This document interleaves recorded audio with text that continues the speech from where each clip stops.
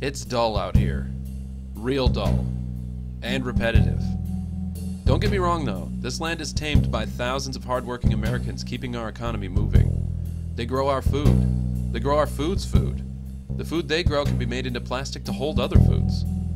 The food can be made into fuel for machines and humans. The food can make our alcohol. Despite how versatile corn, soy, and other cash crops are, driving across hundreds of miles of them is really shitty. There are just hills. There are no mountains to gaze at, no forests to give you shade. Sometimes you'll find livestock gathering along the highway because it's the only thing going on around them. It's boring. So boring. If the Black Hills were on the other side of the state, Sturgis rallies would be 10 times bigger. But they're not, because bikers don't want to cross this shit.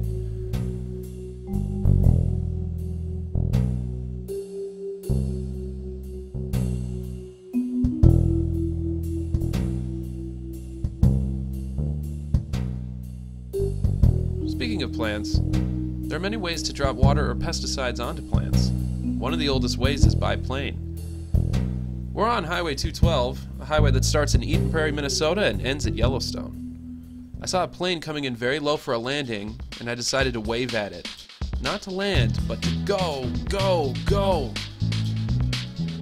Instead of landing, it popped right back up and banked over the highway.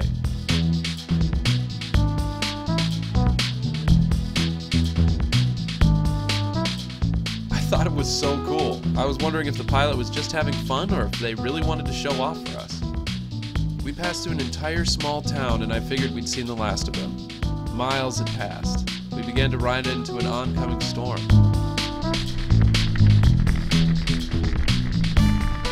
Then literally, out of the blue,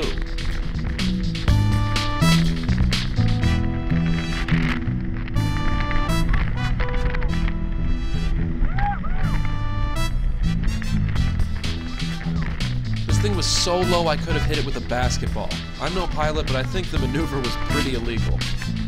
It was the coolest thing to happen to me that day, but it wasn't the best view. That's for sure.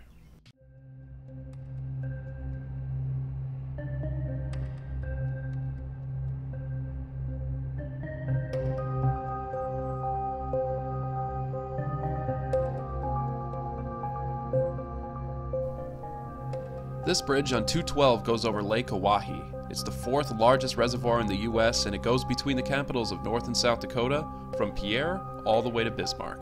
The resting place of the Lakota war hero, Sitting Bull, is along this lake. In the 1960s, the Army Corps of Engineers created a dam on the Missouri River that created the lake. Ancient ancestral lands along the lake and the Cheyenne River and Standing Rock reservations were flooded. Over 200,000 acres, including several towns, ancient burial grounds, 90% of the tribe's woodland reserves for firewood and hunting, and ancestral gardens that have been tended to for generations were lost under the flood. The Cheyenne River Reservation, the one we're about to enter on the other end of the bridge, lost 8% of its land. It's the 4th largest reservation in the United States with a population over 8,000 people. It's what we'll pass through next on our trek across South Dakota.